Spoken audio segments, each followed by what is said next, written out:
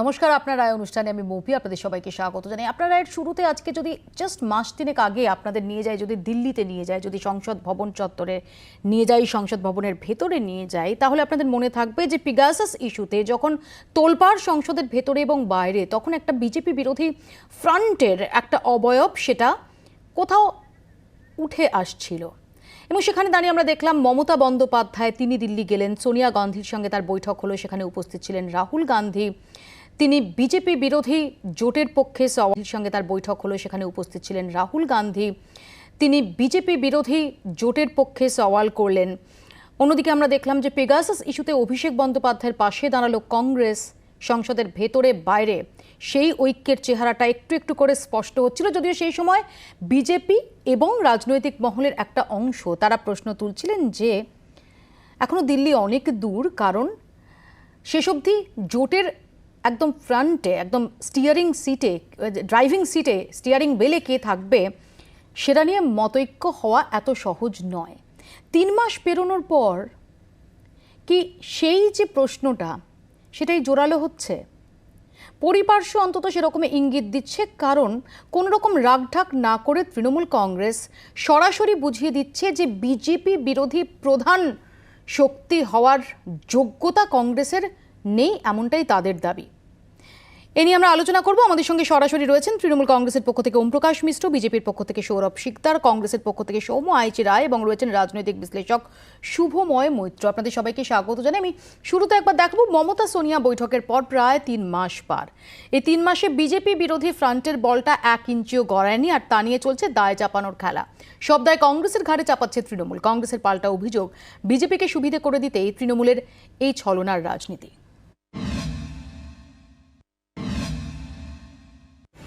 ঠিক ছিল বিজেপির বিরুদ্ধে হাতে হাত রেখে লড়াই হবে, কিন্তু সময় যত গড়াচ্ছে ততই হাত থেকে হাতছাড়া হচ্ছে জোড়াফুল। জোট প্রশ্নে প্রকাশ্যেই দূরত্ব বাড়ছে কংগ্রেস ও তৃণমূল কংগ্রেসের। বিরোধী মুখ নিয়ে দড়ি টানাটানি তো ছিলই, মঙ্গলবার জোট না হওয়ার সব দায় সরাসরি কংগ্রেসের ঘাড়ে চাপালো তৃণমূল কংগ্রেস। আমাদের আবেদন ছিল সর্বোচ্চ স্তর থেকে যে সোনিয়াজি আপনি ইনিশিয়েটিভ নিন, লাইক মাইন্ডেড পার্টিগুলোকে নিয়ে আপনি একটা ব্যবস্থা করুন যাতে একটা অপোজিশন বিরোধী ঐক্য হয়। পার্লামেন্টের ভেতরে তো আমরা করি, লোকসভা রাজ্যসভাতে আমাদের ফ্লোর কোঅর্ডিনেশন হয়, তাহলে তার রিফ্লেকশন বাইরে হবে না কেন? প্রশ্নটা তো আমাদের, সেখানে আমাদেরকে দায়ী করার তো কোনো মানে হয় না। বঙ্গভোটে জয়ের পরই জাতীয় স্তরে বিরোধী ঐক্যে সলতে পাকাতে বিরোধী শক্তিগুলিকে এক ছাতার তলায় আসার ডাক দেন। নেতৃত্বের সংঘাত এড়াতে বার্তা দেন আপাতত মুখ নয়, যৌথ কর্মসূচিতে নজর দিক বিরোধীরা। बंगाल दिखा दिया। आज हॉट स्टेट को मैं विनती करने चाहूंगी, हॉल लीडर लोगों को जाइए, आपको पार्टी को समझाइए, सब एक साथ में काम करने के लिए एक फ्रंट बनाइए और एक फ्रंट से अभी से प्लानिंग कीजिए। কিন্তু রাজনৈতিক বিশ্লেষকদের একাংশের মতে কংগ্রেস নেতা রাহুল গান্ধীর নেতৃত্ব নিয়ে আপত্তি রয়েছে জোড়াফুল শিবিরের। আপত্তি রয়েছে রাহুলের নেতৃত্বে কোনো কর্মসূচিতে যোগ দেওয়ার ক্ষেত্রেও। তাই 24 লোকসভা নির্বাচনে মোদির বিরুদ্ধে মমতাকে মুখ হিসেবে তুলে ধরতে তৎপর তৃণমূল কংগ্রেস। সেই লক্ষ্যেই দলীয় মুখপত্রে কখনো রাহুল গান্ধীর ব্যর্থতা তুলে ধরা হয়েছে, কখনো আবার কংগ্রেসকে পচা ডোবার সঙ্গে তুলনা করে নিজেদের আসল কংগ্রেস হিসেবে তুলে ধরেছে তৃণমূল কংগ্রেস। সোমবার এক ধাপ এগিয়ে বিজেপি বিরোধিতায় কংগ্রেস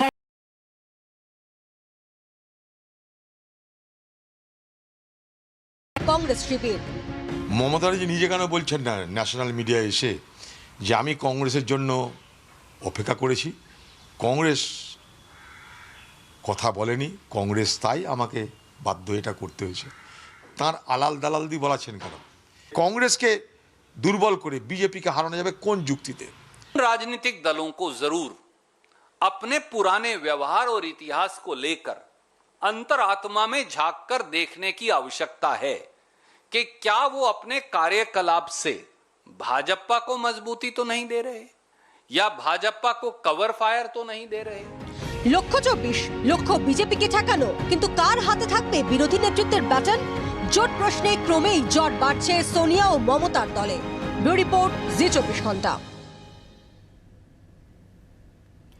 ওমপ্রকাশ বাবুর রণদীপ সুরজেওয়ালা বা অধীর রঞ্জন চৌধুরী তাদের সরাসরি অভিযোগ যে আপনারা আসলে এসবের মধ্যে দিয়ে বিজেপির হাতটাকেই শক্ত করছেন, এবং আরও নির্দিষ্টভাবে কংগ্রেস যে অভিযোগটা করছে যে গোয়ায় যদি আপনারা কংগ্রেস ভাঙান ইউপির কংগ্রেস নেতা যদি তৃণমূল কংগ্রেসে জয়েন করেন, তাহলে একই সঙ্গে কিভাবে বিজেপি বিরোধী জোটের কথা আপনারা বলছেন?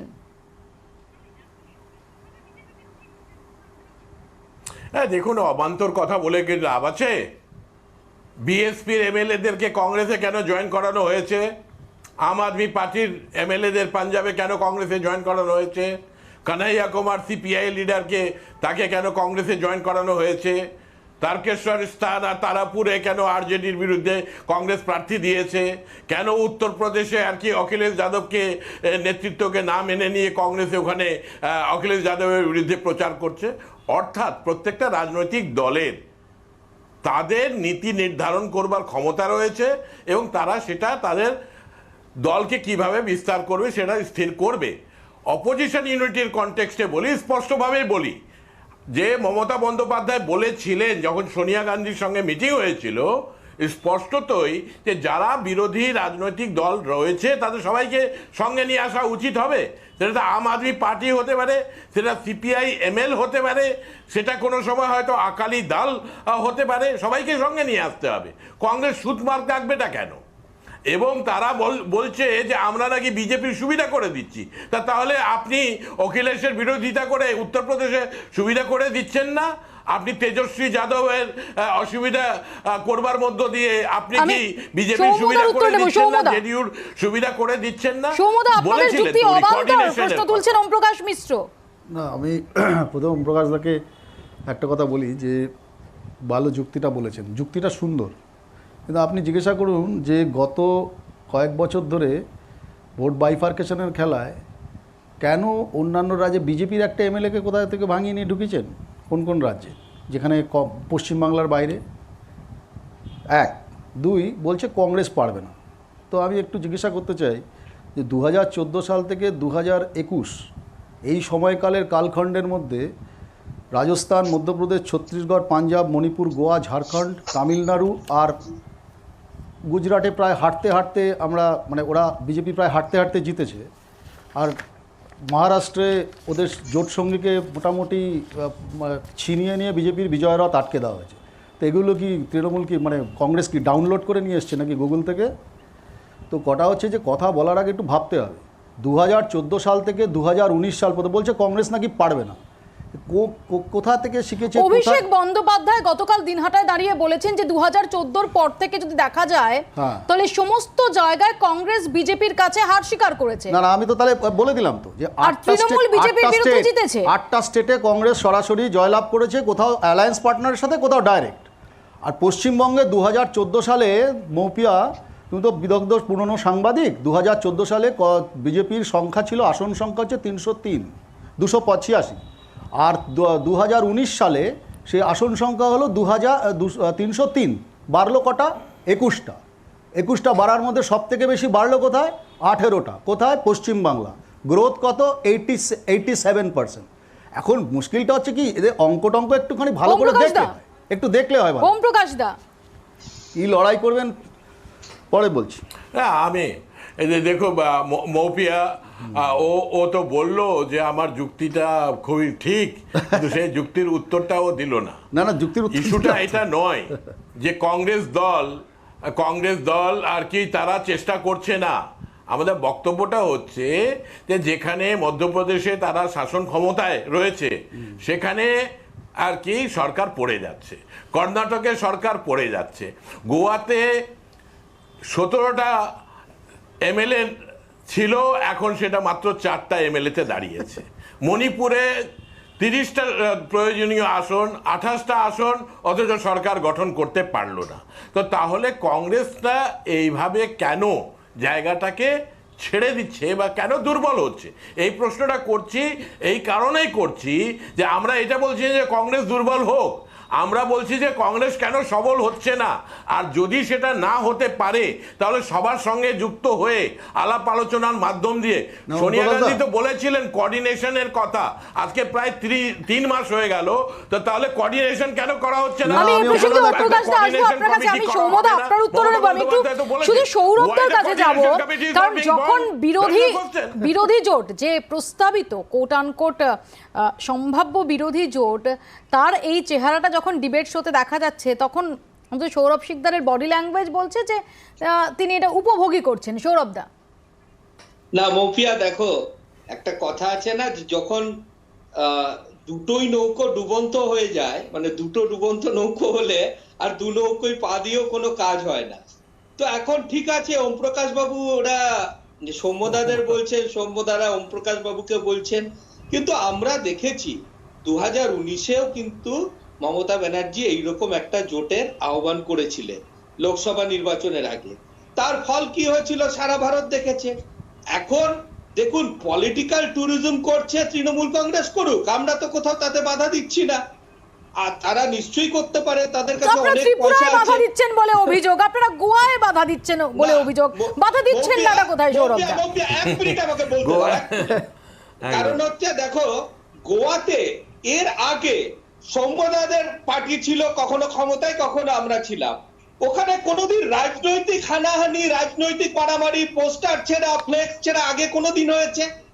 সৌম্যদাও কিন্তু এই অভিযোগ করতে পারবেন না যে কংগ্রেসের কেউ ছিঁড়েছে, বা আমরাও বলতে পারবো না ছিল। এটা ভুল কথা, কিন্তু এটা ভুল কথা, ভুল কথা, কিন্তু এটা ভুল কথা। তোমরা কোনোদিন ক্ষমতায় ছিলে না ওখানে আগে।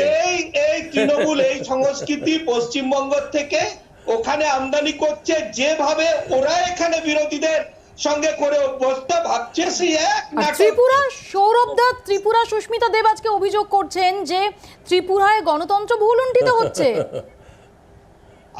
আজকে ত্রিপুরা নিয়ে অনেক কথা হচ্ছে, এনারা গিয়ে বলছেন পশ্চিমবঙ্গ থেকে অনেক লোকজন নিয়ে যাচ্ছে। আচ্ছা বলুন তো, বারবার আক্রমণগুলো একটা জনমানব শূন্য জায়গাতেই কেন হচ্ছে? জঙ্গলের মধ্যে কেন হচ্ছে?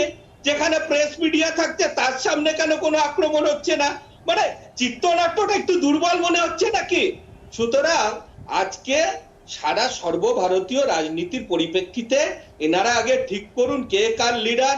রাহুল গান্ধী নিজের গড় আমেথির থেকে হেরে গিয়ে দক্ষিণ ভারত থেকে সাংসদ হয়ে এসছেন, আর তৃণমূল কংগ্রেস সর্বভারতীয় রাজনীতিতে আগেও গিয়ে কিভাবে হাত পুড়িয়ে এসছেন সেই ইতিহাসও মানুষের জানা আছে। সুতরাং ওনারা করতে থাকুন, আমরা মানুষের উন্নয়নের কাজ করব, আমরা মানুষের কাজ করার জন্য যে সরকার আমরা এসছি, আমরা সেই সরকারের কাজ। আমি একটু শুভময়দার কাছে আসি। শুভময়দা, বারবারই কিন্তু বিজেপির পক্ষ থেকে এবং রাজনৈতিক মহলের একাংশের পক্ষ থেকে যেটা বলা হয়েছে যে এর আগে আমরা যেভাবেই দেখি না কেন, সেটা থার্ড ফ্রন্ট আমরা দেখেছি, আমরা চতুর্থ ফ্রন্টের কথা শুনেছি, আমরা ফেডারেল ফ্রন্টের কথা শুনেছি, কিন্তু শেষ অবধি রাশ কার হাতে থাকবে এটা একটা বড় সড়ো ইস্যু হয়ে দাঁড়িয়েছে, এবং যে কারণে কোনোটাই শেষ অবধি আর বাস্তবায়িত হয়ে ওঠেনি এখনও অবধি। বিশেষ করে এই পেগাসাস পরবর্তী সময়ে যে সম্ভাবনাটা জোরদার হচ্ছিল যে এবার হয়তো বিজেপি বিরোধী জোটগুলোকে এই সমস্ত আঞ্চলিক যে তাদের বাধ্যবাধকতা বলুন, স্বার্থ বলুন, সেগুলোর ঊর্ধ্বে উঠে, এবং মমতা বন্দ্যোপাধ্যায় সহ একাধিক নেতা তারা এটা ডাকও দিচ্ছিলেন যে এখন যে দলীয় স্বার্থ তার ঊর্ধ্বে ওঠার সময় এসেছে। কিন্তু ফাইনালি 3 মাসে আমরা যেটা দেখছি, বাস্তবে কি তার ছিটে ফোটাও দেখা যাচ্ছে? হ্যাঁ, দেখুন, প্রথম প্রশ্ন হচ্ছে তৃণমূল কংগ্রেস তো একটা পৃথক রাজনৈতিক দল, যেটা বারবার ওম প্রকাশ দা বলার চেষ্টা করছেন। আমি কিন্তু একদমই তৃণমূল কংগ্রেসের সমর্থনে কথা বলছি না, কিন্তু একটা পৃথক রাজনৈতিক দল সে যদি বাড়তে চায়, এবং তখন যদি তার সঙ্গে যারা লড়াই করছে তারা বলে যে তাদের বাড়তে চাওয়াটা বিজেপির বাড়ার সঙ্গে সমানুপাতে একটা পরিবর্তিত হচ্ছে, তাহলে যেটা বেসিক্যালি বলা হচ্ছে তৃণমূল বাড়তে চাওয়া মানে বিজেপির সুবিধে। এখন এটা কিন্তু পরবর্তীকালে রাজনীতিতে এমন ঘটনা ঘটতে পারে, হয়তো আমি বলছি না এটা অসম্ভব, কিন্তু আজকের দিনে দাঁড়িয়ে একটু দেখুন যে তৃণমূল কংগ্রেস এবং কংগ্রেসের লড়াই যে জায়গায় হচ্ছে, তাতে 2024 নির্বাচনে কতগুলো লোকসভা আসন এফেক্টেড হচ্ছে। আমার হিসেবে কিন্তু কোনোভাবেই 10-এর বেশি আসছে না। সুতরাং জোটের যে সার্বিক ভাবনা, সেই যে না থাকাটা, এটা আমরা মনে করছি যে তৃণমূল কংগ্রেস আর কংগ্রেসের যে দ্বন্দ্ব, সেটা সারা ভারতে প্রভাব ফেলবে এবং সারা ভারতে বিরোধী জোট তৈরি হবে না। আমার বক্তব্য হচ্ছে ভারতের রাজনীতিতে কিন্তু এখন অনেক গুরুত্বপূর্ণ শক্তি আছে, লোকালাইজ শক্তি বিভিন্ন রাজ্যে, যাদের কাছে কিন্তু কংগ্রেস এবং তৃণমূলের দ্বন্দ্বের গুরুত্বটা সর্বভারতীয় রাজনীতির প্রেক্ষিতে অনেক কম। তারা নিজেদের জায়গায় তাদের মতো করে লড়ার চেষ্টা করছেন। সুতরাং এইটা কিন্তু মাথায় রাখতে হবে যে আমরা পশ্চিমবঙ্গের প্রেক্ষিত থেকে তৃণমূল কংগ্রেস এবং কংগ্রেসের লড়াইটায় সর্বভারতীয় বিরোধী ঐক্যের জায়গা থেকে একে অনেক বেশি গুরুত্ব দিয়ে ফেলছি। আমি সৌম্যদার কাছে আসবো, তার আগে আমি একটু শোনাবো মমতা বন্দ্যোপাধ্যায় তিনি যখন দিল্লি গিয়েছিলেন সেই সময় তিনি বলেছিলেন যে তিনি লিডার নন, তিনি একজন স্ট্রিট ফাইটার, তিনি একজন কাডার। কাজেই কে নেতৃত্ব দেবেন এই প্রশ্নটা বড় নয়, বিজেপি বিরোধী ঐক্য গড়ে তোলা সেটাই অগ্রাধিকার। শুনুন। हम अकेला कुछ नहीं है, सब एक साथ में मिलके काम करना पड़ेगा। हम थोड़ा लीडर है, हम तो कैडर है, ऑडियो आ जाएगा, हम तो रोड का, हम तो स्ट्रीट का आदमी है। हम अकेला कुछ नहीं है, सब एक साथ में मिलके काम करना पड़ेगा।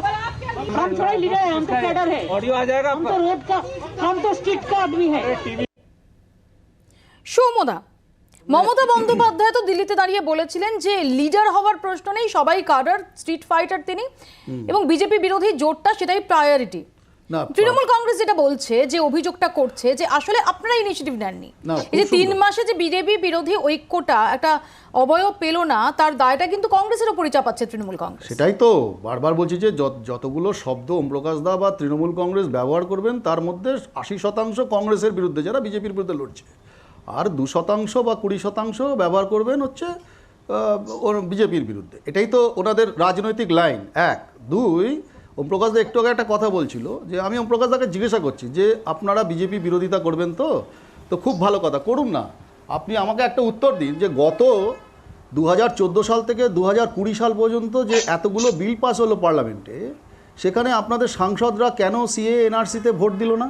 এবং আপনি এটা বলতে পারবেন যে সারা ভারতবর্ষে যে আপনি বলছেন যে পশ্চিমবঙ্গে আপনারা লড়াই করেছেন, খুব ভালো কথা, কে অস্বীকার করেছে? ভালো লড়াই করেছেন, কিন্তু কেন এই যে শুভময়দা একটা দারুণ কথা বলছিল যে আপনাদের লক্ষ্য, এক্সপানশনের লক্ষ্য যদি থাকে, why it is in Goa? আপনি বলুন তো কেন পাশের রাজ্য ভুবনেশ্বর নয়, সেখানে বিজেপি নেই নাকি? আর পাঞ্জাবে কেন নয়? পাঞ্জাবে আপ দায়িত্ব নিয়েছে কংগ্রেসের ভোট কাটার। তাহলে ভোট বাইফার্কেশন করে কাদের সুবিধা করে দেওয়া যায় সেটা ওমপ্রকাশ দাকে নিশ্চয়ই বলতে, উনি জানেন সব, উনি পণ্ডিত মানুষ, বিদ্বান মানুষ, টেলিভিশন চ্যানেলে বলতে পারছেন না। এখন দায় এবং দায়িত্ব এখন বিজেপির নিয়ে নিয়েছেন, শোরুম আর গোডাউন। বিজেপির বন্ধু বলছিল, আমি ওর কথা শুনে হাসছিলাম, যে এখন বিজেপির এক্সটেন্ডেড ফ্যামিলি তো হচ্ছে তৃণমূল কংগ্রেস, তা বন্ধুত্বের সঙ্গে তো চলবেই। এখন আপনি বলবেন না উত্তরপ্রদেশ, আর উত্তরপ্রদেশের কথা বলছেন, উত্তরপ্রদেশে আপনি ত্রিপুরার কথা বলুন। ত্রিপুরাতে কি তৃণমূল কংগ্রেস নতুন নাকি? কত বছর আগে তো গেছিল মুকুল রায়ের হাত ধরে, লক স্টক ব্যারেল সব শুদ্ধ গিয়ে বিজেপিতে জয়েন করে গেছে। তো এই তো হচ্ছে একটা গেটওয়ে, তৃণমূল থেকে বিজেপিতে যাওয়ার গেটওয়ে। আপনি বলতে পারবেন মৌপিয়া এই মুহূর্তে পশ্চিমবঙ্গের তৃণমূল আর বিজেপির সদস্য বা এমএলএ কারা কারা এদিক ওদিক যাতায়াত করবে? তো এদের মধ্যে চরিত্রগতভাবে কোনো বৈচারিক তফাৎ নেই। একটাই জাস্ট ক্লোজ করে দিচ্ছি, ক্লোজ করছি। ওমপ্রকাশ দা বলবেন, খুব ভালো কথা, খুব ভালো কথা। 4% ভোট আপনারা কংগ্রেসের ভোট কাটার লক্ষ্য নিয়ে আপনাদের যে সর্বভারতীয় অভিযানটা সেটা করছে, কার সুবিধা করছেন ওমপ্রকাশ দা?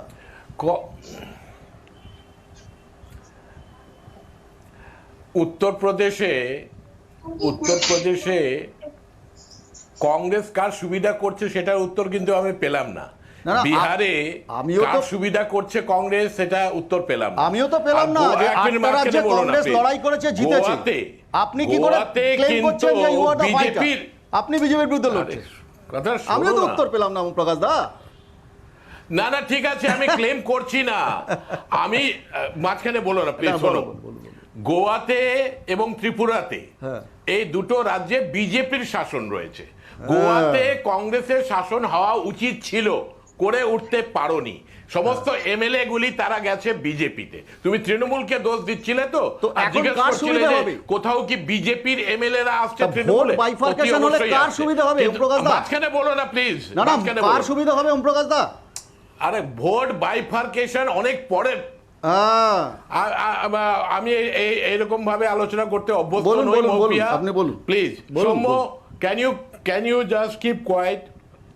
বলুন। ইস্যুটা হচ্ছে আমরা কিন্তু একবারের জন্য বলিনি যে তোমরা বিজেপির হয়ে কাজ করছো, কিন্তু প্রতিনিয়ত তোমরা বলে চলেছো। আমরা বলছি যে তোমরা বিজেপির বিরুদ্ধে সামনে থেকে এসে লড়াই করো, কোঅর্ডিনেশন কমিটি গড়ো, সমস্ত রাজনৈতিক দলগুলিকে যুক্ত করো, আম আদমি পার্টিকেও নাও, আকালি দলকে নাও, সেখানে আমাদের সিপিআই এমএলকে নাও, তৃণমূলকে নাও, সমাজবাদী পার্টিকে নাও, সোনিয়াজি সামনে এসে করুক। কোথায় করছেন না কেন এই প্রশ্নটা রাখছি। আর যদি তোমরা না করো তাহলে অন্যান্যদের তো দায় এবং দায়িত্ব, আমাদেরকে লড়ার জন্য এগিয়ে আসতে হবে। না সেইটা তার মানে তাই করো না মানে সেটা, সেই অসুবিধাটা কোঅর্ডিনেশনের কোথায়? সেই কোঅর্ডিনেশনের মাস্টার প্ল্যান হচ্ছে বিজেপি শাসিত তাহলে রাজ্যে। এই প্রশ্নের উত্তর এই না, দাও। বলে দিই। এই প্রশ্নের সেটাই তো উত্তর দিতে দিচ্ছি, পারবে আপনি কি শুনুন না। পারবে না সেটা বলো। আপনি শুনুন না, তো সেই তুমি উত্তরটাই কেন তো দিচ্ছি। বিহারে ইলেকশন লড়তে আরে গেছো? আপনি শুনুন না, কেন সেই বিহারে উত্তরটাই তো by দিচ্ছি। election লড়তে যাচ্ছ? আরে সেই কেন উত্তরটাই তুমি দিচ্ছি তো। উত্তরপ্রদেশে অখিলেশ আমি তো যাদবের আপনাকে বিরুদ্ধে সেই যাচ্ছ? উত্তরটাই দিচ্ছি, কেন আপনি তুমি শুনুন না, বহুজন political সমাজবাদী শুনুন না। পার্টির এমএলএ-গুলিকে আপনি রাজস্থানে শুনুন নিচ্ছ? না। কেন তুমি আম আদমি পার্টির এমএলএ-গুলিকে আপনি- পাঞ্জাবে আপনি নিচ্ছ? আম আদমি কেন পার্টির তুমি কথা কানাইয়া বলবেন। কুমারকে সিপিআই আপনি- থেকে আপনি নিচ্ছ? শুনুন। সেগুলির উত্তর দাও। আরে আপনি শুনুন আমরা না, আপনি তোমাকে তাহলে একটা কাজ বিজেপির করুন এজেন্ট না। বলিনি। আমি আপনি বলছি আমার তো তুমি উত্তরটা- লড়াই করো, সামনে এসে ব্যাট করো, আরে, সামনে এসে রাগ ব্যাট করছেন করলে কেন? কি হবে? রাগ করছেন তুমি- কেন? তোমার উত্তরে আরে তোমার তো রাগ কোনো করছেন প্রশ্ন কেন? নেই। এত খেপে তোমার যাচ্ছেন প্রশ্ন- কেন? আমরা তো আরে বলেছি মাথা ঠান্ডা করুন। মমতা অনেক বন্দ্যোপাধ্যায় লড়াই করতে বলেছেন হবে, মাথা সোনিয়া ঠান্ডা করুন, গান্ধীকে মমতা। যে আপনি সামনে আরে ব্যাটে মাথা ঠান্ডা করুন। আমার লিডারশিপের আমি জানি আমি মৌচাকে ঢিল মেরে ফেলেছি। ভাবছো লিডারশিপ আপনি মাথা ঠান্ডা করুন, ওমপ্রকাশ দা। লিডারশিপের ইস্যু নয় তো। আরে ওমপ্রকাশ আগামী দা, দিনে মাথা ঠিক ঠান্ডা হবে করুন। leadership। এটা আবার কি আসবো, ধরনের- ওমপ্রকাশ দা। বিজেপি বিরোধী ভোট সৌম্য- ভাগ হয়ে সৌম্যদা, যাওয়ার ওমপ্রকাশ দা কারণে আসবো। এই খুব ভালো অঙ্কটা করে বুঝিয়ে জানো। দিন, অত রাজনীতি বোঝার দরকার নেই। শুভময় দা, বিজেপি আসলে কি বিরোধী ভোট প্রশ্নটা বিহারে লিডারশিপেরই হয়ে দাঁড়াচ্ছে? বিহারে আর এটা উত্তরপ্রদেশে বুঝিয়ে দিন। সেটা বলো। ওমপ্রকাশ দা। বিহারে আর উত্তরপ্রদেশে কেন কাটছে হ্যাঁ, সেটা আপনি তুমি কেন বলো। যাচ্ছেন গোয়া, আর ত্রিপুরাতে, এখানে- সেটা বলুন। এখানে তোমাদের ভোটটা তো দিয়েছো আপনি বিজেপি গোয়াতে বিজেপি বিরোধী ভোটটা ভাগ করতে যাচ্ছেন কেন? আপনি ত্রিপুরাতে বিজেপি বিরোধী ভোট ভাগ করতে যাচ্ছেন কেন? এটা উত্তর দিন না। হাজারবার বুঝিয়েছি। আসবো, ওমপ্রকাশ দা, সৌম্যদা। সম্ভাব্য অন্তত প্রস্তাবিত দুই জোট সঙ্গী, সম্ভাব্য বলছি না, অন্তত এই ডিবেট চলাকালীন প্রস্তাবিত দুই জোট সঙ্গীর তরজায় আমার প্রশ্ন শুনতে পাচ্ছেন না শুভময় দা। শুভময় দা, তাহলে কি আসলে লিডারশিপই মেইন প্রশ্ন হয়ে দাঁড়াচ্ছে স্বীকার না এটা হ্যাঁ, করলেও? কিন্তু একদম একদম দেখুন, এই অত্যন্ত গুরুত্বপূর্ণ যেটা প্রশ্ন সেটা হচ্ছে এই নিয়ে কোনো সন্দেহই নেই যে ভারতবর্ষে বিজেপির সঙ্গে যদি লড়াই কেউ করতে পারে তার মধ্যে 200 মতন সিটে কিন্তু কংগ্রেসই এগিয়ে, এ নিয়ে তো কোনো বিতর্কের জায়গাই নেই। কিন্তু যে প্রশ্নটা বারবার উঠছে সেটা হচ্ছে তৃণমূল কংগ্রেস কিন্তু এই প্রশ্নটা বেশ একটা যৌক্তিক প্রশ্ন তুলেছে যে লিডারশিপের জায়গাটায় আপনাদের নেতা নেত্রীরা কোথায় দাঁড়িয়ে আছেন। কেন প্রশ্নটা? গত দুটি নির্বাচনের যে ফলাফল 50-এর আশেপাশে কংগ্রেসের মোট লোকসভা আসন, তার উত্তর সৌম্যদা দিয়েছেন যে গত লোকসভা নির্বাচনে কেন তৃণমূল খারাপ করলো। কিন্তু মূল প্রশ্ন হচ্ছে যে সারা ভারতে সামনের থেকে এগিয়ে এসে কি কংগ্রেসের যারা এখন নেতা নেত্রী আছেন তাদের যতটা এফর্ট দেওয়া উচিত ছিল ততটা এফর্ট কি তারা দিচ্ছেন, এই প্রশ্নটা মূলত উঠছে। Exactly. অর্থাৎ আগামী দিনে তৃণমূল কংগ্রেস যেটা প্রেস করছে কংগ্রেসকে পাবলিকলি, কিন্তু সেটা হচ্ছে যে আপনাদের নেতৃত্ব ভালো কাজ করছে না, অর্থাৎ মমতা বন্দ্যোপাধ্যায়কে নেতৃত্বের সামনে আনা, অর্থাৎ যে জায়গাটায় হচ্ছে যে লোকসভায় মোট আসন অবশ্যই কংগ্রেস বেশি পাবে, কিন্তু তার জন্য হয়তো মমতা বন্দ্যোপাধ্যায়ের নেতৃত্বটাকে ধার করার একটা প্রশ্ন তৃণমূল কংগ্রেস সামনে নিয়ে তো আসছে। আমি এখানে খুব সংক্ষেপে সৌরভদার কাছে আসবো, যে সৌরভদা, যদি দেখা যায় যে ঠিকই যেমন 200-র ওপর সিটে যেমন কংগ্রেসই প্রধান প্রতিপক্ষ, এটাও যেমন যুক্তি, আবার একই সঙ্গে তৃণমূল কংগ্রেসের যুক্তি যে ডিমনিটাইজেশন থেকে শুরু করে জিএসটি থেকে শুরু করে সমস্ত ভাইটাল ইস্যুতে মোদি বিরোধী যে আন্দোলন তার সূচনাটা মমতা বন্দ্যোপাধ্যায় করে দিয়েছেন, এবং এই রাজ্যে মোদি সার যে জয়রত্না সেটাকে আটকেও দিয়েছেন মমতা বন্দ্যোপাধ্যায়, এবং এই এত বিপুল সংখ্যায় আসন তারা এরকম একটা হাই ভোল্টেজ নির্বাচন সেখানে তারা ঝুলিতে পুরেছেন। অর্থাৎ তাদের বিজেপি বিরোধী ফেস হিসেবে তৃণমূল কংগ্রেসের আগে থাকার যে জায়গাটা, সেই প্ল্যাটফর্মটা, সেটা অনেক, সেই ভিত্তিটা অনেক বেশি সুদৃঢ় হয়েছে। আমার আপনার কাছে এখানের প্রশ্ন, যে আমরা কালকে অভিষেক বন্দ্যোপাধ্যায়কে বলতে শুনেছি যে বিজেপি হলো ভাইরাস, ভ্যাকসিনের নাম মমতা বন্দ্যোপাধ্যায়। তিনি বলেছেন, অর্থাৎ দিনহাটায় দাঁড়িয়ে তিনি বলেছেন যে উপনির্বাচনের দিন ফার্স্ট ডোজ, ফাইনাল ডোজ 2024-এ, অর্থাৎ বার্তাটা খুব স্পষ্ট। আপনার উত্তর? দেখুন মৌপিয়া, সব থেকে একটা আমি কি বলবো, যে একটা চ্যাম্পিয়ন টিমের সঙ্গে খেলবে, এদের প্লেইং ইলেভেনই এখনো ঠিক হয়নি। আগে প্লেইং ইলেভেন ঠিক করুক, তারপরে তো চ্যাম্পিয়ন টিমের সাথে খেলবে। আর অভিষেক ব্যানার্জি বলেছেন, অভিষেক ব্যানার্জিকে একটু মনে করিয়ে দিতে চাই আপনাদের চ্যানেলের মাধ্যমে, যে এই রাজ্যে যেরকম ওনারা ক্ষমতায় এসছেন সেরকম কিন্তু প্রধান বিরোধীর ভূমিকায় আমাদেরই কিন্তু জনগণ এই কংগ্রেস সিপিএম কে শূন্য করে আমাদেরই কিন্তু বসিয়েছে। আমাদের একটা বিরতি নিতেই হবে, ছোট্ট একটা বিরতি নেব। বিরতিতে যাওয়ার আগে আপনাদের জানিয়ে রাখি যে এবার স্বাস্থ্যসাথী কার্ড সরকারি হাসপাতালে মাস্ট, এই সংক্রান্ত বিস্তারিত আলোচনা নিয়ে ফিরছি ছোট্ট একটা বিরতির পর। দেখতে থাকুন আপনার রায়। সরকারি হাসপাতালে চিকিৎসা এবার স্বাস্থ্যসাথী মাস্ট। স্বাস্থ্যসাথী কার্ড না থাকলে হাসপাতালে কিয়স্ক থেকে কার্ড তৈরি করতে হবে।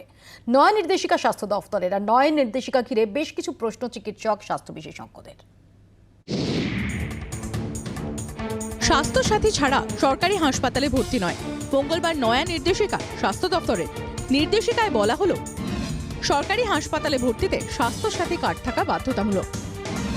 সরকার স্বীকৃত যে কোনো স্বাস্থ্য বীমা থাকলেও ভর্তি করা যাবে। ভর্তির আগে কার্ড দেখিয়ে রেজিস্ট্রেশন করতে হবে। কার্ডে নাম থাকলে কার্ড সঙ্গে না থাকলেও চলবে। সেক্ষেত্রে আধার নম্বর দিয়ে রেজিস্ট্রেশন হবে। কার্ড না থাকলে হাসপাতালেই কার্ড তৈরি করা যাবে। প্রথমে সরকারি কর্মচারী ও আধা সরকারি সংস্থার কর্মীদের স্বাস্থ্য বীমা আওতায় আনতে স্বাস্থ্যসাথীর ঘোষণা হয়। গত বছরের শেষ দিকে রাজ্যের সব নাগরিককে স্বাস্থ্যসাথীর আওতায় আনার ঘোষণা করে রাজ্য প্রশাসন। এই কার্ডে নিখরচায় 5 লক্ষ টাকার স্বাস্থ্য বীমার সুবিধা মেলে। স্বাস্থ্য দপ্তর সূত্রে খবর, এখন রাজ্যে প্রায় 97% মানুষ স্বাস্থ্যসাথীর আওতায়। দুবার দুয়ারে সরকার কর্মসূচিতেও স্বাস্থ্যসাথী প্রকল্পে নাম লিখিয়েছেন কয়েক কোটি গ্রাহক। আন্তর্জাতিক স্তরেও বারবার আলোচনায় উঠে এসেছে স্বাস্থ্যসাথী। এরই মধ্যে সরকারি হাসপাতালে চিকিৎসা নিয়ে রাজ্য সরকারের নতুন ঘোষণা। চিকিৎসক ও স্বাস্থ্য বিশেষজ্ঞদের বক্তব্য, প্রশাসনিক এই সিদ্ধান্ত নিয়ে বেশ কিছু প্রশ্নের উত্তর পাওয়া জরুরি। যাদের স্বাস্থ্যসাথী নেই তারা কি সরকারি চিকিৎসা পাবেন না? হাসপাতালে কার্ড করাতে কি কি নথি প্রয়োজন? গুরুতর অসুস্থ রোগীর কাজ না থাকলে কি হবে? রোগীর বদলে তার আত্মীয় কি কাজ করাতে পারবেন? রোগীর স্বার্থে দ্রুত এ নিয়ে অবস্থান স্পষ্ট করার দাবি তুলছেন চিকিৎসকরা। মঙ্গলবার বেসরকারি হাসপাতালের জন্য কড়া নির্দেশিকা দিয়েছে স্বাস্থ্য দপ্তর। নির্দিষ্ট চিকিৎসা ছাড়া প্যাকেজ নয়, চিকিৎসায় ফেয়ার প্রাইস রেটকে প্রাধান্য, স্বাস্থ্যসাথীর রেট মেনে যাবতীয় পরীক্ষা। এই নির্দেশিকায় স্বচ্ছতা বাড়বে, রোগী হয়রানি কমবে বলে আশা স্বাস্থ্য দপ্তরের। ব্যুরো রিপোর্ট, জি24 ঘন্টা। এ নিয়ে আপনাদের মতামত আপনারা আমাদের সোশ্যাল মিডিয়া হ্যান্ডেলে জানাতে পারেন। আপনাদের মতামত এবং আপনাদের কমেন্ট আমরা আপনার রায়ে সম্প্রচার করব। আমি ওমপ্রকাশ বাবুর কাছে যাব, তার আগে জানিয়ে রাখি যে ইতিমধ্যেই প্রাক্তন স্বাস্থ্য শিক্ষা অধিকর্তা প্রদীপ মিত্র আমাদের সঙ্গে সরাসরি যোগ দিয়েছেন। প্রদীপ বাবু, স্বাগত জানাই আপনাকে। আমি ওমপ্রকাশ বাবুর কাছে শুরুতে আসবো। ওমপ্রকাশ বাবু, অনেকগুলো ইফস অ্যান্ড বাটসের জন্ম দিয়েছে এই সিদ্ধান্ত। সবচেয়ে বড় যে প্রশ্নটা হয়ে দাঁড়াচ্ছে যে কোথাও একজন মুমূর্ষু রোগীকে যখন হাসপাতালে নিয়ে যাওয়া হচ্ছে, ঠিকই যে হাসপাতালের কিয়স্ক থেকে সেটা করার সুবিধে থাকবে, কিন্তু সেই সময় তাকে নিয়ে দৌড়াদৌড়ি করছেন হয়তো তার আত্মীয় পরিজনরা, তারা হয়তো দূর থেকে এসেছেন। সেখানে দাঁড়িয়ে কোথাও কি কিছুটা হলেও জটিলতার সৃষ্টি হবে না?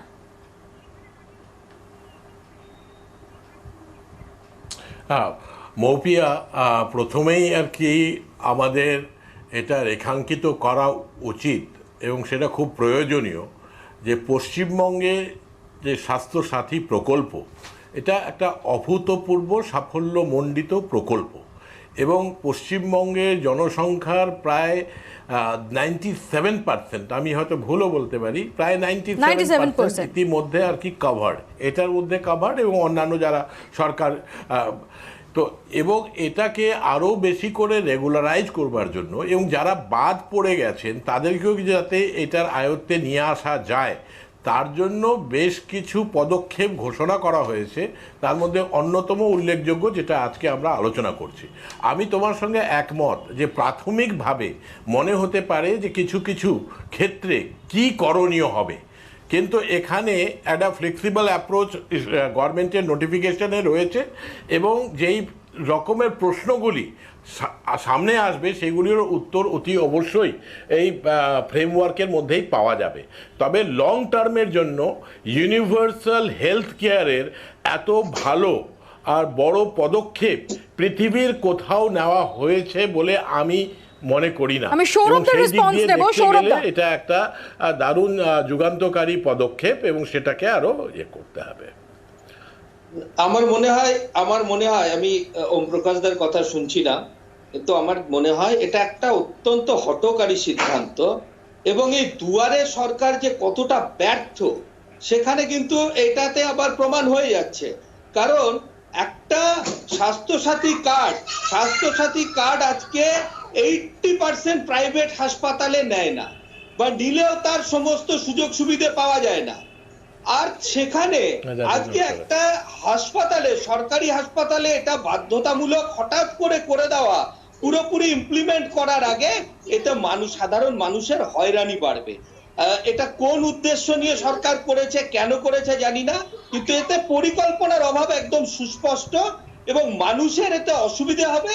এবং এর জন্য আগামী দিনে দেখুন, পশ্চিমবঙ্গের জনসংখ্যার একটা বড় অংশ তারা সরকারি হাসপাতালের উপরে নির্ভরশীল, এবং আমরা দেখেছি দিনের পর দিন, ঘন্টার পর ঘন্টা আমাদের কলকাতার পিজি হসপিটাল, মেডিকেল কলেজে লোকের রাত জেগে লাইনে দাঁড়ায়। আজকে যদি তাদের আবার স্বাস্থ্যসাথী কার্ডের জন্য দাঁড়াতে হয়, তারপরে হতে হয়, তো সেখানে কি অ্যাকচুয়ালি কি হতে চলেছে। আমি এখানে ডক্টর মিত্রের কাছে আসবো। ডক্টর মিত্র, একটা সাধারণ প্রশ্ন মনের মধ্যে আসে তো, যে স্বাস্থ্যসাথী কার্ডের বিষয়ে আমরা দেখেছি যে বিপুল পরিমাণ যে রেসপন্স পাওয়া যাচ্ছিল, তার একটা বড় কারণ যে যেমনটা সৌরভ দাও বললেন, যে একটা বড় অংশের মানুষ তারা সরকারি স্বাস্থ্য পরিষেবার উপর নির্ভরশীল, কিন্তু যখন তাদের বেসরকারি স্বাস্থ্যক্ষেত্রের দিকে পা বাড়াতে হয় তখন তারা তার যে মূল্যটা, সেই মূল্যটার কথা ভেবে তারা দ্বিধান্বিত হন। সেখানে স্বাস্থ্যসাথী কার্ড ডেফিনেটলি একটা গেম চেঞ্জার বলে ধরা যেতে পারে, অর্থাৎ হওয়ার সম্ভাবনা নিয়ে এই স্বাস্থ্যসাথী কার্ড শুরু হয়েছে। কিন্তু প্রশ্ন উঠছে যে যখন সরকারি স্বাস্থ্য পরিষেবা সেটা ফ্রি অফ কস্ট, যখন সেটা বিনামূল্যে, তখন সেখানে স্বাস্থ্যসাথী কার্ড মাস্ট করার প্রয়োজনটা কেন এলো? দেখুন, একটা কথা বলি, এটা আজকের কথা না, অনেক দিন আগেই ব্যাপারটা হচ্ছে গভর্নমেন্ট কিন্তু পুরো এই প্রিমিয়ামটা দেয় স্বাস্থ্যসাথী কার্ডের, যে একটা তার থার্ড পার্টি ইন্স্যুরেন্স করা আছে, সরকার কিন্তু সেই প্রিমিয়ামটা দেয়। তো আগে ওরকম কথা হচ্ছিল যে সরকারি পরিষেবা ফ্রি সবার জন্য, ঠিক কথা, কিন্তু এই যে প্রিমিয়ামটা গভর্নমেন্ট দিচ্ছে এবং থার্ড পার্টি প্রিমিয়াম যেটা প্রাইভেট কনসার্নগুলো পাচ্ছে, সেটা সরকারি জায়গায় কার্ডটা তারা দেখাচ্ছে না, বা তার জন্য প্রিমিয়ামটা গভর্নমেন্ট পেতে পারতো, থার্ড পার্টির টাকাটা ফেরত পেতে পারতো থার্ড পার্টি থেকে, সেটা গভর্নমেন্টের হসপিটালগুলো পাচ্ছে না। হয়তো সেই কথা মাথায় রেখে এই ব্যাপারটা অর্ডারটা দেওয়া হয়েছে আমার মনে হয়, কিন্তু এটা এত তড়িঘড়ি করা উচিত না। কারণ হচ্ছে জাস্ট ইলেকশনের আগে পুরো সবারকার জন্য স্বাস্থ্যসাথী বলা হয়েছিল, এখনও প্রত্যেকের এনরোলমেন্ট হয়নি। এই মুহূর্তে যদি এক্ষুনি একদম মাস্ট করে দেওয়া হয়, তাহলে হয়তো সাধারণ লোকের, যেটা শুনছিলাম, সে নিশ্চয়ই সাধারণ লোকের কিছুটা অসুবিধা হবে ইমিডিয়েটলি। কারণ ধরুন আমি কতগুলো ক্যাটেগরি আপনাকে বলছি, যেখানে হচ্ছে যত মানে আমাদের অসংগঠিত শ্রমিক যারা রয়েছে বা যত হকার্স রয়েছে, তারা কিন্তু এখনও স্বাস্থ্যসাথী কার্ডে পুরো এনরোলমেন্ট হয়নি। এই যে একটা বিরাট সংখ্যক লোক, রিক্সাওয়ালা, ঠেলাওয়ালা, হকার্স, এরা কিন্তু হয়নি। তো ন্যাচারালি এরা কিন্তু স্বাস্থ্য পরিষেবা বিনা পয়সায় পায়। এখন মাস্ট করে দিলে বলা হচ্ছে যে কিয়স্ক করে তাদের কার্ড করে দেওয়া হবে, কিন্তু সেটা তো একটা প্রসিডিওরাল ডিলে হবে, তার সঙ্গে এমার্জেন্সি ট্রিটমেন্ট কী করে হবে সেগুলো একটু ভাববার বিষয় আছে। সো ন্যাচারালি সেই জায়গাগুলো কীভাবে ক্লিয়ার করতে পারে সেটা নিশ্চয়ই, আমি ডিটেলস আমি এখনও অর্ডার সার্কুলারটা পড়িনি, কিন্তু সেগুলো নিশ্চয়ই ক্লিয়ার ইন্ডিকেশন থাকা দরকার, তবেই এটাকে ফলপ্রসূ করা যাবে। তবে এটাও ঠিক যে সরকার যে প্রিমিয়াম দিচ্ছে, তার এগেনস্টে যে প্রাইভেট হসপিটালগুলো যে টাকাটা পাচ্ছে, গভর্নমেন্ট হসপিটালে দেখাচ্ছে চিকিৎসার সেই টাকাগুলো পাওয়া যাচ্ছে, সরকার কিছুটা টাকা ফেরত পেতে পারে ইন্স্যুরেন্স কোম্পানি থেকে। এটা খুব ইন্টারেস্টিং একটা পয়েন্ট আপনি আমাদের সামনে এনেছেন। আমি এটা নিয়ে সৌম্যদার কাছে যাবো। সৌম্যদা, প্রদীপবাবু যেটা বলছেন, যদি এটাই লজিক থাকে যে প্রিমিয়ামটা সরকার দিচ্ছেই, সেটা বেসরকারি হাসপাতালগুলোর ক্ষেত্রে যখন ইন্স্যুরেন্স কোম্পানি থেকে সেই টাকাটা আসছে, তখন সরকারি ক্ষেত্রে যদি সেটা আসে, তাহলে সেটা তো আরও স্বাস্থ্য পরিষেবার আরও বেটারমেন্টের কাজে সেটা ব্যবহৃত হতে পারে। তো আপনি কি কনভিন্সড এই যুক্তিতে? না, আমি ডক্টর মিত্র যে কথাটা বলেছেন, আমি ওনার কথা, উনি খুব খুব সুন্দর, একদম ঠিকঠাক কথাই বলেছেন। তার মানে ভাড়ারে এখন টান পড়েছে, মানে লক্ষ্মীর ভাণ্ডার এখন টান, মানে নেই, টাকা পয়সা নেই। এখন সরকারের যেটা কর্তব্য ছিল, যেটা দরকার ছিল, যে আমরা দেখতাম কি দুটো স্বাস্থ্য ব্যবস্থা, একটা হচ্ছে সরকারি, একটা হচ্ছে বেসরকারি। বেসরকারি ক্ষেত্রে আমরা 20%-এরও একটু কম, প্রায় 17% মানুষ বেসরকারি হাসপাতালের মুখী হতেন, যাদের একটু অর্থের সাকুল্য আছে, আর যাদের নেই তারা 80%-এর উপরে মানুষ বেসরকারি হাসপাতালের উপর নির্ভরশীল। এখন পকেটে একটা আধার কার্ড বা এইসব কাগজপত্র রেখে তারপরে বলতে হবে অ্যাক্সিডেন্ট তুমি এসো, আমি আবার অ্যাক্সিডেন্ট হব আর কি। তো যাই হোক, সেসব বিতর্ক পরে করব, কিন্তু আমার কতগুলো বুনিয়াদি প্রশ্ন আছে। যে প্রশ্নটা হচ্ছে যে আর্টিকেল 21-এর রাইট টু লাইফ, যেখানে একদম পরিষ্কার বলছে, সুপ্রিম কোর্টের অবজারভেশনও আছে, যে আপনি বলুন যে তাহলে ফান্ডামেন্টাল রাইটের একটা বড় পিলার হচ্ছে free access for the health, তাহলে সেটা ভায়োলেশন হলো। 1, 2, ডাইরেক্টিভ প্রিন্সিপালসে বারবার উঠে এসছে যে মানুষের সেবা এবং চিকিৎসা এটা সরকারি কর্তব্যের মধ্যে পড়ে। ফ্রি চিকিৎসা, তার মানে আপনি ঘুরিয়ে নাক দেখাচ্ছেন। এখন ইন্স্যুরেন্স কোম্পানির কাছ থেকে আপনাকে টাকা নিতে হবে। 3 নম্বর হচ্ছে ইউনিভার্সাল ডিক্লারেশনে ইউডিএইচআর বারবার বলেছে এই কথা, এই অবজারভেশন বারবার দিয়েছে যে আর্টিকেল 22 থেকে 27 ক্লিয়ার বলা আছে যে সরকারের দায় দায়িত্বের মধ্যে চিকিৎসা পড়ে। 1946-এ যখন আপনার WHO একদম ক্লিয়ার ডাইরেক্টিভস দিয়েছে যে আপনাকে হেলথের জন্য প্রত্যেকটা সরকারকে সেই দায়বদ্ধতা নিতে হবে। তার মানে কি দাঁড়ালো?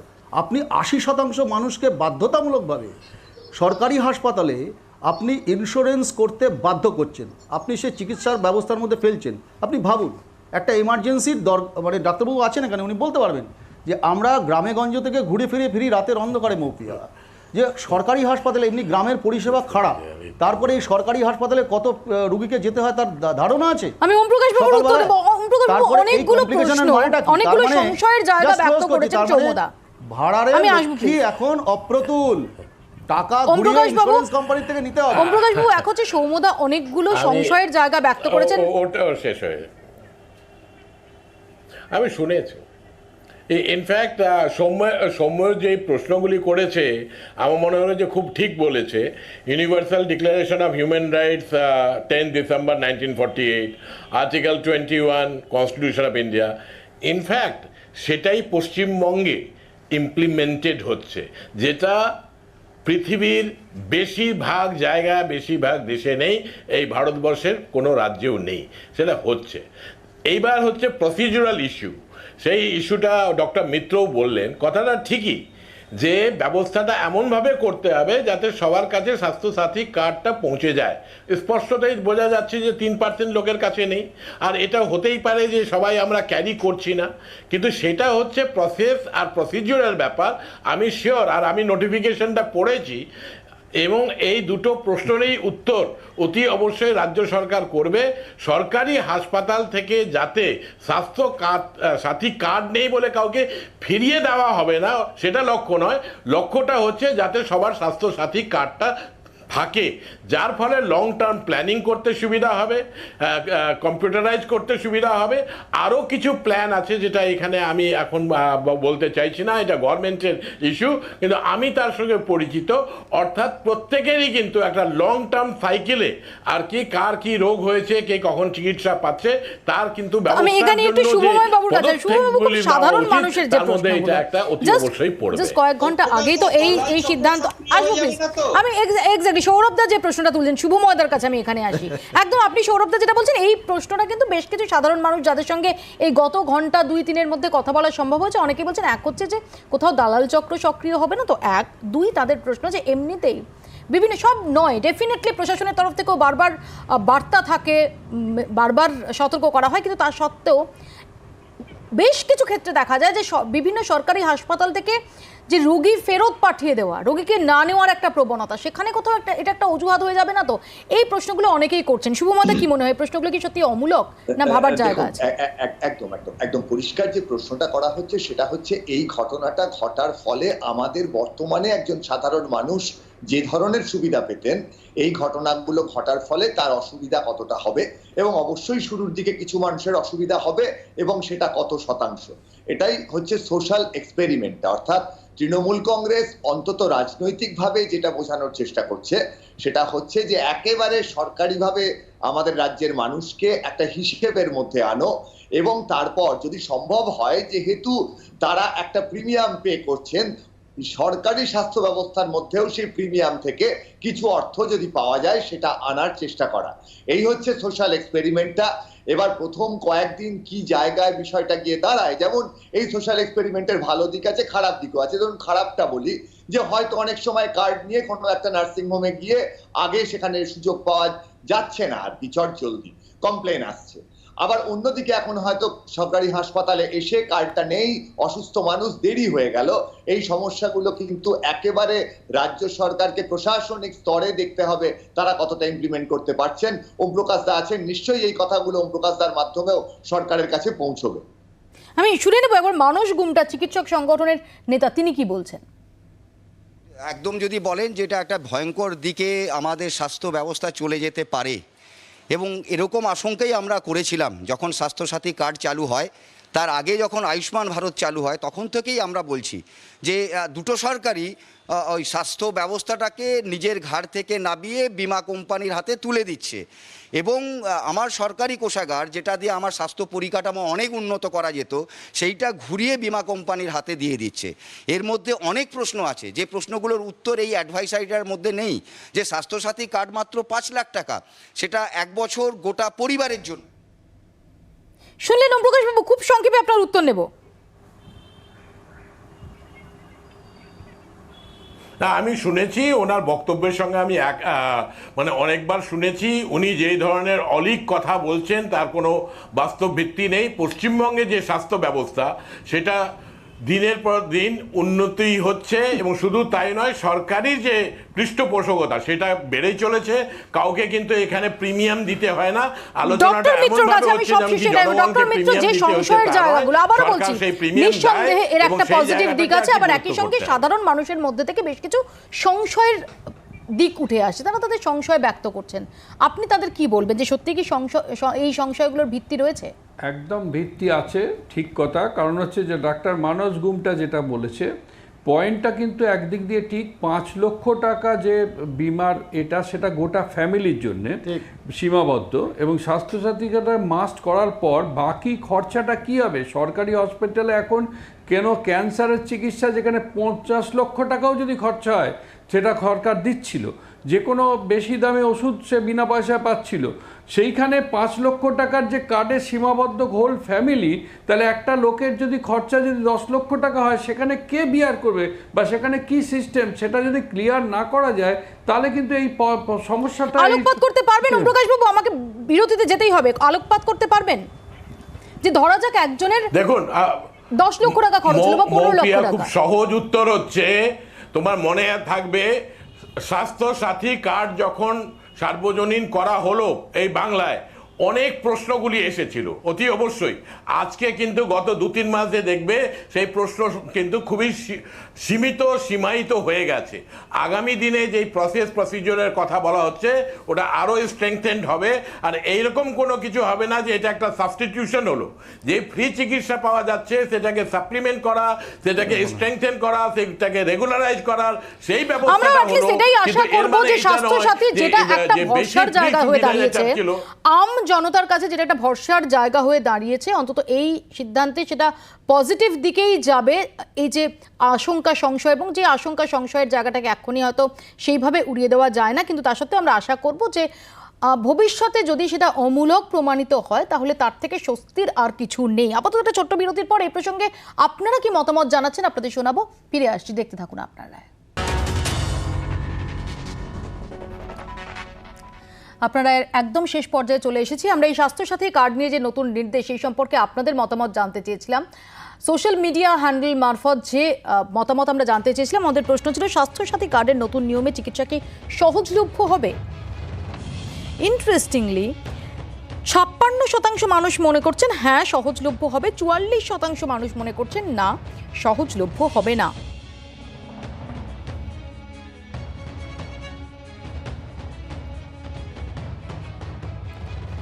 ধ্রুবজ্যোতি সেন বলছেন স্বাস্থ্যসাথী কার্ডের নতুন নিয়ম জনমুখী।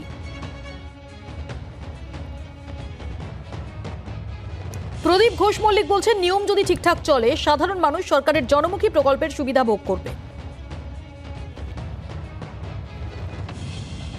পুলক মিত্র বলছেন অবশ্যই হবে, এতে সাধারণ মানুষের অনেক সুবিধে হবে। রহমান বলছেন এই কার্ডের পরিবর্তে উচিত ছিল সরকারি হাসপাতালগুলোতে উন্নত পরিষেবা দেওয়া। অর্থাৎ স্বাভাবিকভাবে কিছু সংশয়ের অবকাশ সাধারণ মানুষের মনের মধ্যে থেকে যাচ্ছে, যদিও সরকার পক্ষের তরফ থেকে আশ্বস্ত করা হচ্ছে যে সাধারণ মানুষের এতে চিন্তিত হওয়ার কোনো কারণ নেই, বরং স্বাস্থ্যসাথী কার্ডের যে সুফল সেটাই তারা আরও বেশি করে পাবেন। আমরাও আশা করব যে সেসব দিয়ে একটা হ্যাসেল ফ্রি স্বাস্থ্য পরিষেবা সেটাই যাতে সবাই আমরা পাই। আপাতত আপনারা এখানেই শেষ করছি, দেখতে থাকুন জি 24 ঘন্টা।